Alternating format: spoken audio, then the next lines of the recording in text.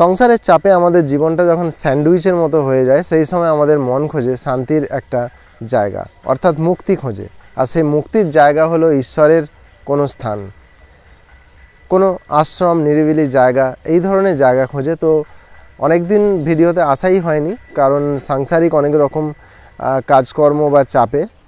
তারপরে খুঁজে নিলাম এমন একটা জায়গা যেখানে গেলে মনটা শান্তি পাবে, কিছুটা সময় কাটাতে পারবো একটা শান্তির জায়গায়। তো আজকে চলে এসেছি আমতা উদংয়ের কালীমাতা আশ্রম প্রাঙ্গণে। সেখানে আমি কিছুটা সময় কাটাবো, আর সেখানের যে পরিবেশ, একেবারে নিরিবিলি পরিবেশ, নিরালা পরিবেশ, সেই জায়গাটা তোমাদের ঘুরে দেখাবো। এই জায়গার ইতিহাস তোমরা জানতে পারবে, কিভাবে সৃষ্টি হলো। সমস্ত কিছুটা দেখার জন্য ভিডিওতে দেখতে থাকো একেবারে শেষ পর্যন্ত।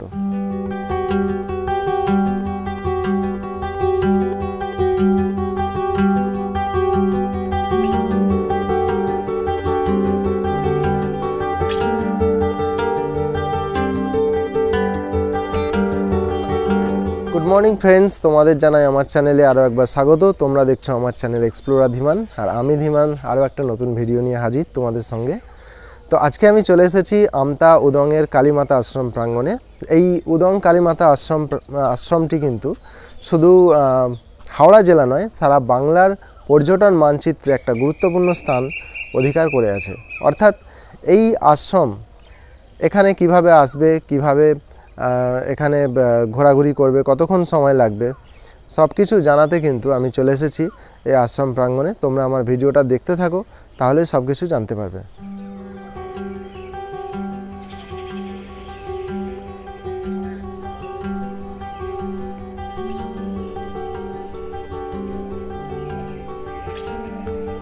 এখানে দেখো আশ্রম প্রাঙ্গণের কিছু নিয়মাবলী আছে। প্রবেশদ্বারের সামনে যানবাহনের জন্য অনুদান, বিড়ি, সিগারেট, গুটখা, মাদকদ্রব্য খেয়ে প্রবেশ নিষেধ। তো আশ্রমের জায়গা, এখানে এগুলো স্বাভাবিক ব্যাপার। ফুলের গাছে হাত দেওয়া যাবে না। তো এখন আশ্রমের বাইরেই দাঁড়িয়ে আছি। তো এই হলো আশ্রমের গেট, প্রবেশদ্বার। আর প্রবেশদ্বারে তোমাদের দেখিয়ে দিই এখানের আশ্রমটি কখন খোলে। সকাল 6টা থেকে 12টা 30 মিনিট পর্যন্ত, বিকেল 4টে থেকে 7টা 30 মিনিট পর্যন্ত খোলা থাকবে। অর্থাৎ 12টা 30 থেকে 4টে পর্যন্ত কিন্তু এই আশ্রমটি বন্ধ থাকবে। আর এই আশ্রমে প্রবেশ করলাম। এখানে বাঙালির ভ্রমণের নেশা অস্থিমজ্জায়, তাই 2-1 দিনের ছুটি জোগাড় হলেই মন বলে কোথায় যায় কোথায় যায়। বাঙালির পায়ের তলায় সর্ষে পেলেই হলো। কথায় আছে, change is the spice of life, অর্থাৎ জীবনে পরিবর্তন আনতেই হবে। আর জীবনশৈলীর স্বাদের পরিবর্তন তো আমাদের জীবনে আবশ্যক, জরুরি। আধুনিক জীবনের ইঁদুর দৌড়ে সব মানুষই এখন সামিল, অর্থাৎ তাদের জীবনে শান্তি অনেকটাই বিঘ্নিত হচ্ছে একে অপরের সঙ্গে প্রতিযোগিতায় পাল্লা দিতে। তাই কখনো কখনো আমাদের মন খোঁজে কিছুটা সময়, যে সময়টা শুধুই তার জন্য আর কারোর জন্য নয়। তো তোমরা দেখতেই পাচ্ছ যে এই আশ্রমটিকে কত সুন্দরভাবে সাজানো। এই রাস্তার দুপাশে এত সুন্দর সারিবদ্ধভাবে ফুলের গাছ। এখানে বিভিন্ন সিজনাল ফুল ফোটে। শীতকালে এলে রং বেরঙের ফুল দেখে মন ভরে যাবে।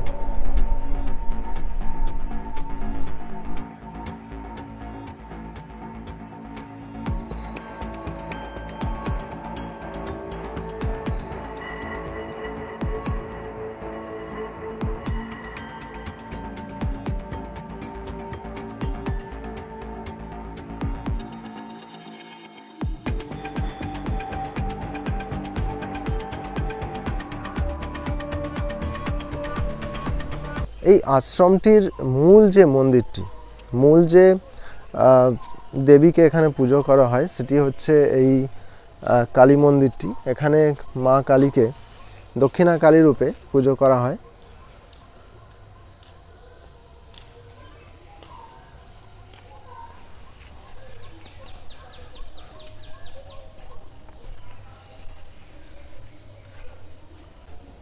তো সামনেই সাধক, দুই সাধক, সম্ভবত মামা খ্যাপা বা আদার্স কেউ হবে।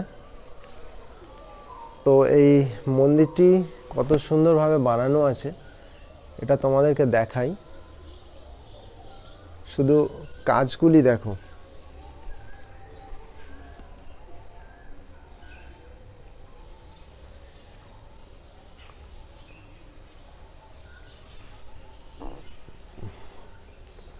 এখানে মা সারদা দেবী, এদিকে রামকৃষ্ণ দেব। তো আমরা মায়ের মূর্তিটিকে দেখাই তোমাদের।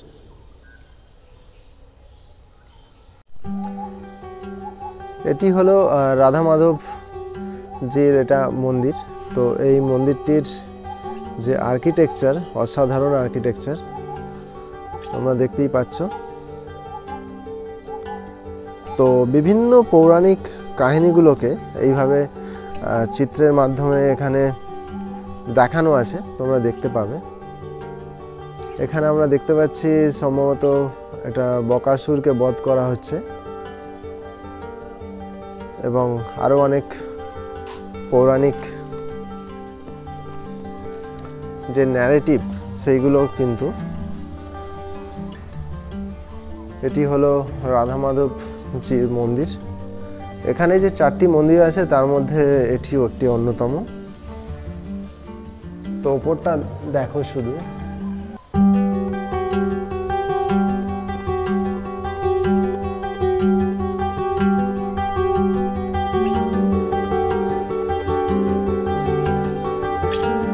এদিকেও দেখতে পাবে যে মহাপ্রভু শ্রী চৈতন্যদেবের বিভিন্ন জীবনের যে স্টেজগুলো, অর্থাৎ বিভিন্ন যে কাহিনীগুলো, সেগুলো এখানে চিত্রের মাধ্যমে কিন্তু বর্ণনা করা আছে। খুব ভালো লাগছে এটা দেখে।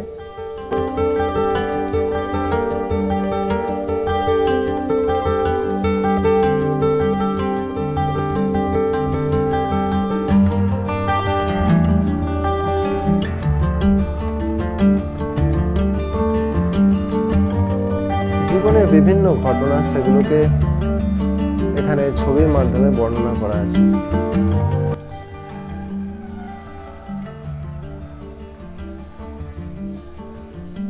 এখানে রাধা মাধবজির বিগ্রহ।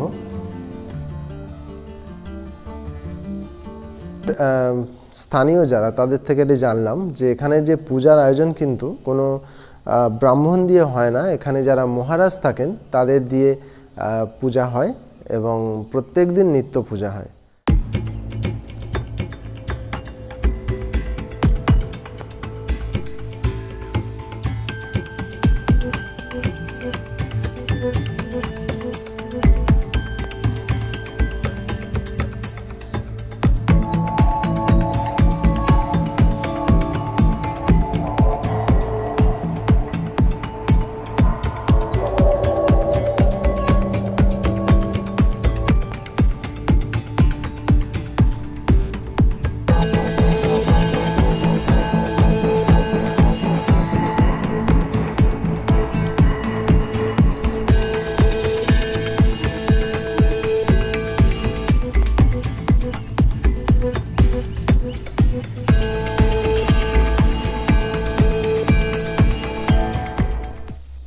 এর পরে মন্দিরটিতে যেতে যেতে এই যে আশ্রম, এই আশ্রমটা কিভাবে তৈরি হলো বা তার হিস্ট্রিটা একটু শুরু করি। অ্যাকচুয়ালি এই যে আশ্রমটা, এটি অবস্থিত, তোমরা দেখতেই পাচ্ছ, দামোদর নদীর ধারে।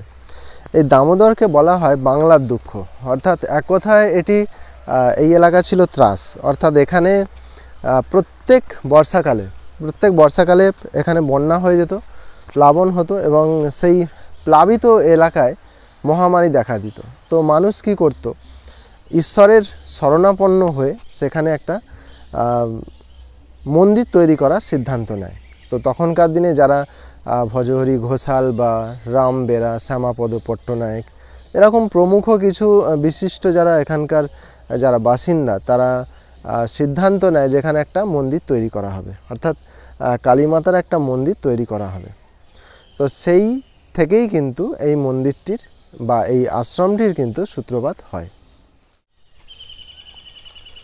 এই আশ্রমের পরবর্তী গল্প আমরা শুনবো। তো শোনার আগে আরেকটা মন্দির দেখে নিই। মন্দিরটি আয়তনে ছোট, এটি গ্রহরাজের মন্দির। তো মন্দিরে জুতো খুলে উঠতে হবে এবং মন্দির চাতালে অযথা বসা যাবে না। তো দেখতে পাচ্ছি মন্দিরটি আপাতত বন্ধ। তো দেখা যাক তোমাদের দেখাতে পারি কিনা।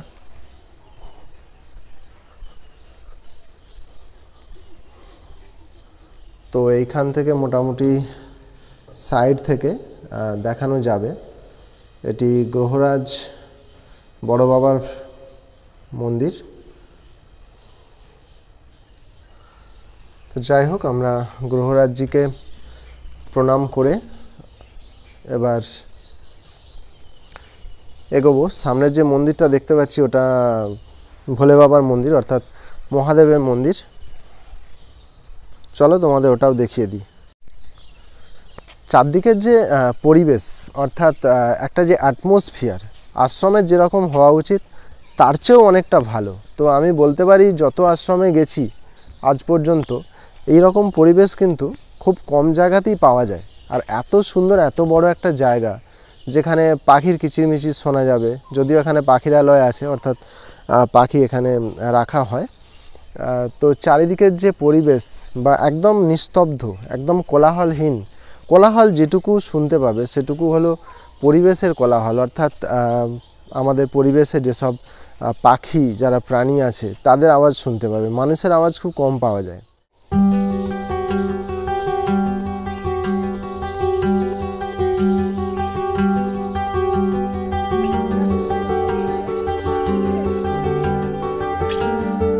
এটি হলো মহাদেবের মন্দির। তো মহাদেবের সামনে একটা ষাঁড়ের একটা পাথরের মূর্তি করা আছে।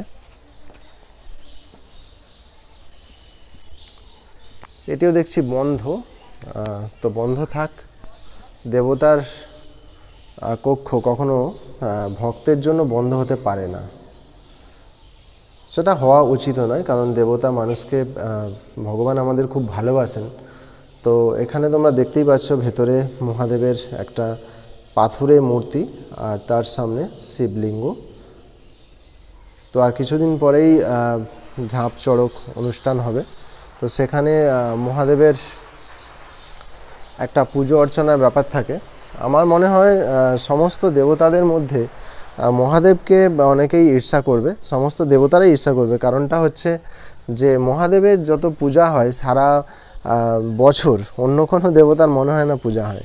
তো মহাদেবের মন্দিরের পেছনে চলে এসেছি। তো এখানে যে কাঁঠাল গাছগুলো, সেই গাছগুলোতে দেখছি একেবারে কাঁঠালে ভরপুর, মানে এঁচোড় একদম ভর্তি হয়ে আছে। আর পেছন দিকের পরিবেশ হলো এটা, একদম গাছালিতে পরিপূর্ণ।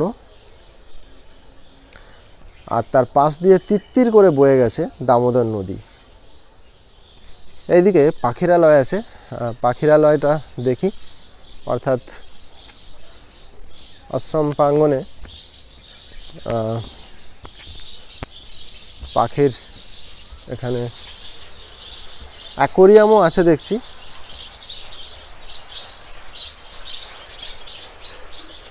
ওয়াও, আমার ছেলে এলে খুব খুশি হতো।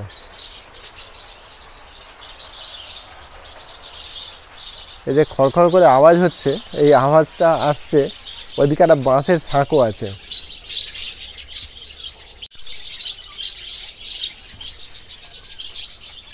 বদ্রি পাখি আছে এখানে ম্যাক্সিমাম।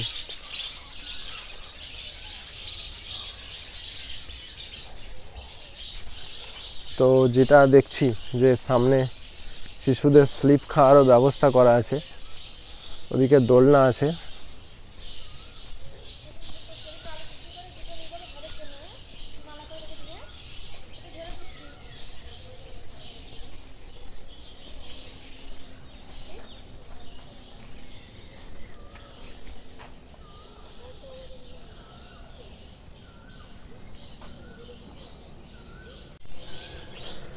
তো এই আশ্রমের প্রতিষ্ঠার যে ইতিহাসটা বলছিলাম, তো আশ্রম তো প্রতিষ্ঠিত হলো মোটামুটি মাটির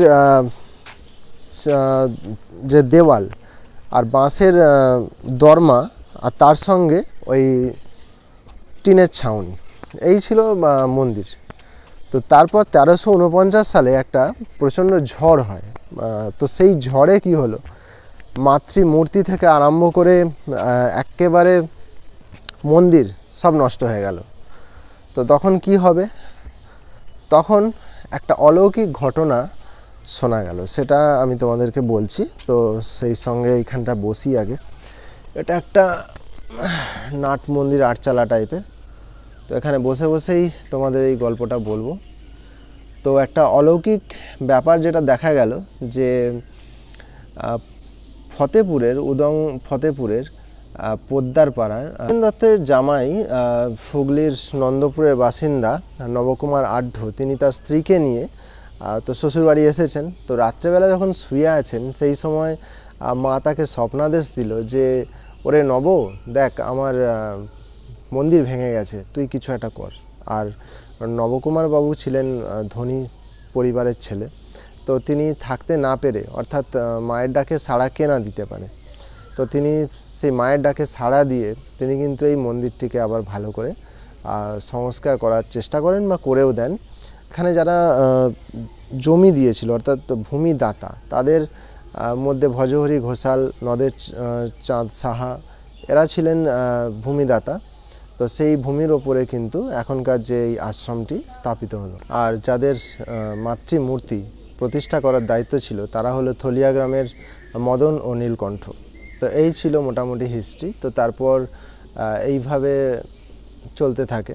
তো 1390 বঙ্গাব্দে পুনরায় এই আশ্রমটিকে সংস্কারের কাজে হাত লাগান এখানকার যারা স্থানীয় অধিবাসীরা। তো তার আগে এই আশ্রমের অবস্থা কিন্তু একটা জঙ্গলাকীর্ণ অবস্থায় পরিণত হয়েছিল, এবং সেই থেকে 1411 সাল নাগাদ আবার পুনরায় এখানকার মন্দিরগুলি স্থাপিত হয়। এবং এখনকার বর্তমান যে অবস্থা সেটা আমরা দেখতে পাচ্ছি, সেই 1411 সালের পর থেকে এই পাথরের মূর্তি বলো আর এই যে মন্দিরগুলো, এগুলো সব স্থাপিত হয়। তো এই ছিল এই যে আশ্রম, উদং কালীমাতা আশ্রমের একটা হিস্ট্রি, সংক্ষিপ্ত হিস্ট্রি। এবার আমরা একটু নদীর ধারে দিক যাই। খুব সুন্দর একটা প্লেস। তো নদীতে নামার আগে এখানে সাবিত্রী সত্যবানের মূর্তি দেখতে পাচ্ছি, এবং রীতিমতো এখানে সিঁদুর লাগানো। তো ভক্তরা এখানে সিঁদুর দিয়ে তাদের স্বামীর মানে জীবনের যে সিকিউরিটি বা জীবনের বেশি দিন বেঁচে থাকার যে মানত, অর্থাৎ সেটা করে থাকে। আর এখানে ধূপ দেওয়ার জায়গা।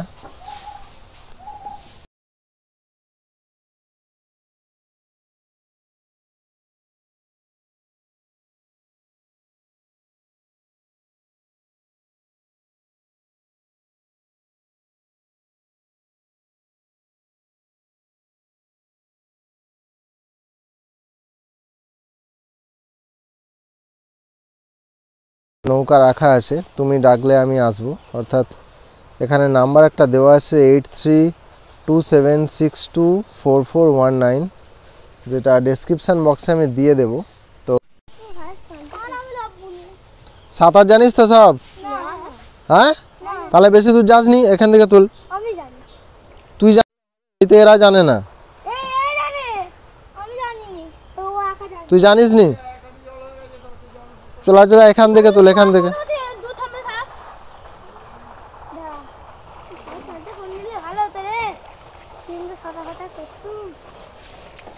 নদীতে সাঁতার শিখবি?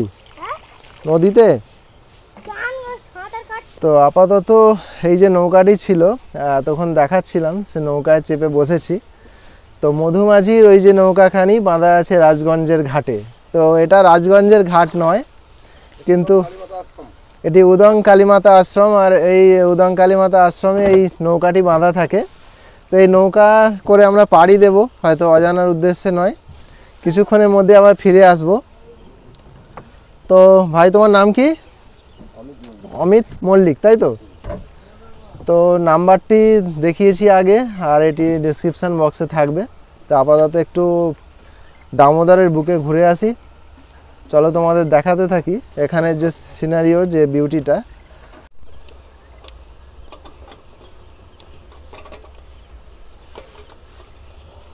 ইঞ্জিনের মধ্যে তেল দেওয়া হলো, অর্থাৎ এই ইঞ্জিনটা চলবে। আর এইদিকে যে বাঁশের সাঁকোটা দেখাচ্ছিলাম, ওটার কাজ পর্যন্ত যাব। তো আপাতত আমাদের গন্তব্য এই দিকে।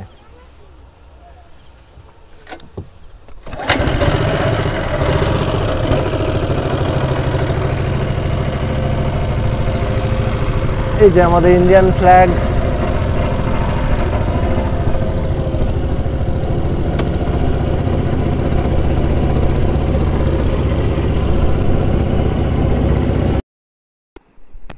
ও নদীরে একটি কথা শুধায় শুধু তোমারে, বলো কোথায় তোমার দেশ, তোমার নেই কি চলার। সত্যি এখানে এলে এই নৌকাটা তোমরা চাপবে, খুব একটা বেশি ভাড়া নয়। আমি ভাড়াটা পরে বলছি। এখন আওয়াজ হচ্ছে, তো আওয়াজে বোঝা যাচ্ছে না কীরকম কি। তো দুপার, এই দিকের একটা পার আর এই দিক। ওয়াও, এখানে সেফটি জ্যাকেটও আছে, অর্থাৎ ভয় পাওয়ার কিছু নেই। জীবিত থেকে বিবাহিত হওয়ার পর জীবনের স্বাধীনতার মানে যখন ভুলতে বসেছি, সেই সময় এই দামোদর নদীর ওপর নৌকা বিহার করতে করতে আমার মনে হলো যে জীবনের এখন অনেক কিছু পাওয়ার বাকি আছে, আর এই সময়টা একান্তই আমার, আর কারো নয়। সুতরাং এই সময়টা সব কিছু ভুলে গিয়ে এনজয় করাটাই বেটার। এটা হলো আশ্রমের ঘাট। এখান থেকে আমরা জার্নি স্টার্ট করেছিলাম, আর এবার আমরা সামনের দিকে ওই বাঁশের ব্রিজটার কাছে যাব।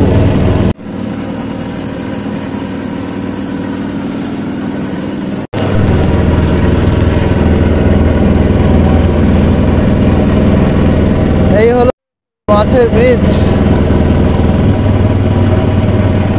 আরও অনেক নৌকা এখানে রাখা আছে। আর এদিকটা তাজপুর গ্রাম, তাই তো? এদিকটা তাজপুর আর এদিকটা উদং ফতেপুর। আচ্ছা, এই পারটা হলো তাজপুর আর এই দিকটা হচ্ছে ফতেপুর।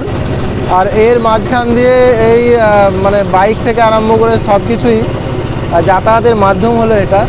তো দারুণ লাগছে, অসাধারণ লাগছে এরকম একটা ব্রিজ দেখতে পেয়ে।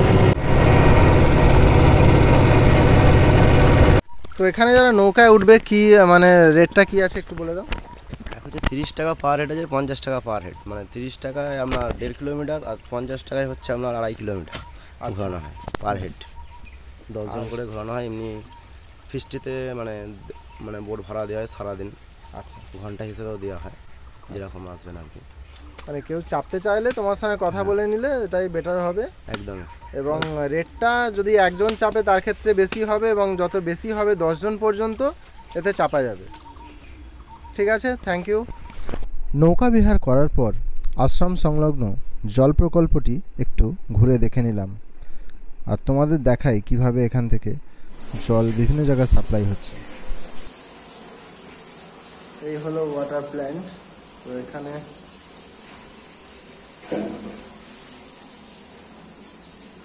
একদম মাটির নিচ থেকে, অর্থাৎ সাবমার্সিবল যে ওয়াটার সেটা তুলে এখানে বিশুদ্ধ করা হচ্ছে বিভিন্ন উপায়ে।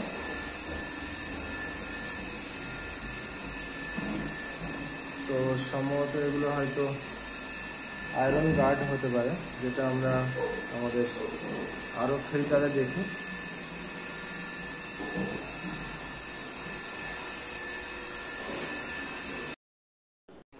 এখানে ছবির মাধ্যমে দেখানো আছে কিভাবে র ওয়াটার থেকে প্রোডাক্ট ওয়াটার তৈরি হচ্ছে।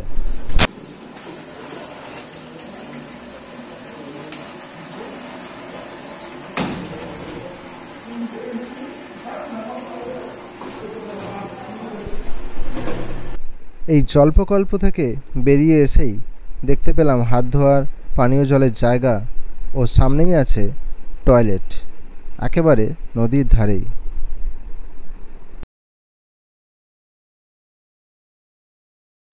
তো এই নদীর ধারে দাঁড়িয়ে দাঁড়িয়ে তোমাদের বলে দিই যে এই জায়গাটা কিভাবে আসবে।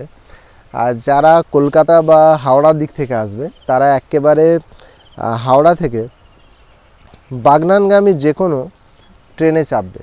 আর বাগনান পর্যন্ত এসে বাগনান স্টেশন থেকে নেমে বাস স্টেশন, যেখানে বাস স্টপেজ, বাস দাঁড়ায়, সেই পর্যন্ত 2 মিনিটের হাঁটা পথ। তো সেখানে গিয়ে আমতাগামী যে কোনো বাসে উঠে পড়বে। অর্থাৎ আমি যেটা বাইক চালিয়ে আমি এসেছি, তো যতটা দূরত্ব আমি দেখেছি যে বাগনান থেকে অর্থাৎ হাই রোড থেকে NH6 থেকে এই উদং পর্যন্ত রাস্তা হচ্ছে ওই 8 কিলোমিটারের মতো। মানে একেবারে আমরা এই পর্যন্ত হয়তো চলে আসব 8 থেকে 9 কিলোমিটারে। আর যারা বাইকে করে আসবে তারা NH6 ধরে বাগনান স্টপেজে এসে বাগনানের ডান দিক পড়বে, অর্থাৎ যারা খড়গপুরের দিক যাবে সেদিক ডান দিক পড়বে, এবং ওইখানে একটু জেনে নিলেই হবে যে আমি উদং যাব কোনটা দিয়ে যাব। তো এইখান থেকে মোটামুটি এই গাড়িতে মিনিট 15 মতো বাইকে লাগবে। তো এইভাবেই কিন্তু এখানে চলে আসা যাবে। আর একটা কথা বলে দিই, এখানে কিন্তু আশেপাশে থাকার সেরকম কোনো জায়গা নেই, অর্থাৎ কোনো হোটেল নেই বা আবাস কিছু নেই। এটা কিন্তু বলে রাখি, এটা একটা 1 ডে ট্রিপ হতে পারে। তো সেক্ষেত্রে থাকার প্রয়োজনও পড়বে না। যারা অনেক দূর থেকে আসতে চাও তাদেরকে একটু দূরে কোথাও থাকতে হবে, উলুবেড়িয়া বা বাগনান এই ধরনের মফস্বল যে শহরগুলো আছে সেগুলোতে থাকতে হবে। তো কেমন লাগলো ভিডিওটা? অনেক দিন পর, আবারও বলছি, অনেক দিন পর ভিডিওতে এসেছি, বানানোর চেষ্টা করেছি, তো আরও ভিডিও বানানোর চেষ্টা করব। তো কেমন লাগলো ভিডিওটা অবশ্যই তোমরা জানাবে। আর সবাইকে আরও একবার গুড মর্নিং জানিয়ে, অর্থাৎ এখনও মর্নিং আছে, আমার ভিডিওটা শেষ করছি। তো এখনকার মতো টাটা।